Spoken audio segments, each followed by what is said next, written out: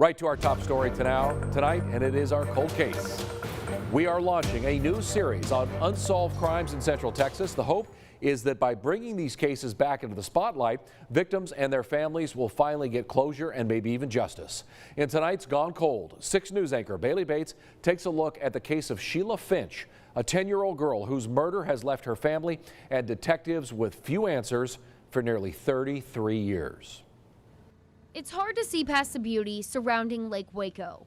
But for Detective Michael Alston with the Waco Police Department's Special Crimes Unit, there's a spot he'll always remember. I wish I didn't, but I do. A crime scene confirming a young life had been stolen. You got a 10-year-old girl who's just snatched up, basically, and she's gone. Her life's taken from her. It was Tuesday, October 17th, 1989. 10-year-old Sheila Finch rode her bike to a grocery store at Dutton and 26th, just blocks from Grandma's. The reason why she did was to use the payphone to call her Aunt Trina to come pick her and Grandma up so they could get a ride to school to get her re-enrolled back at the elementary school that she'd gone to before here in Waco. But Sheila never returned, and the phone call would be the last time anyone heard from her.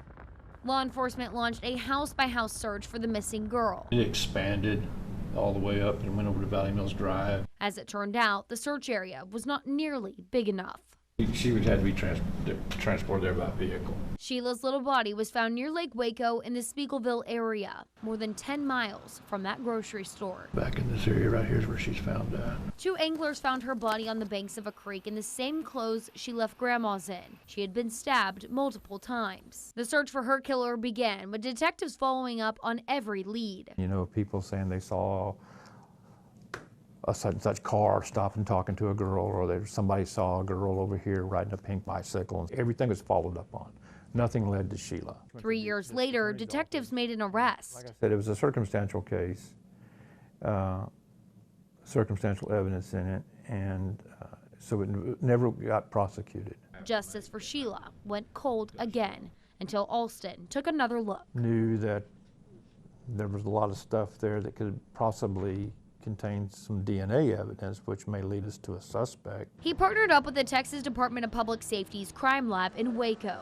We're testing clothing, we're testing all kinds of things in regards on this case right here that were found with her. Any type of evidence that may contain biological fluid or cells, we will process that for the possible presence of DNA and try to develop a DNA profile from it. Brent Watson, the DNA section supervisor and technical leader at the lab, says despite being an older case, DNA results are still possible. As long as the preservation of the evidence is intact, then we really have a good chance of getting DNA profiles from it, regardless of its age. He says technology has advanced so much they don't need high-quality samples or nearly as many of them to get a match. They can determine whether or not that is beneficial to them or if there's any additional testing that may need to be done. Alston hopes the DNA testing could be the evidence needed to crack this case that's gone cold. I have some thoughts of where it might be going and leading to, but I can't do anything with that until I have something else to go with.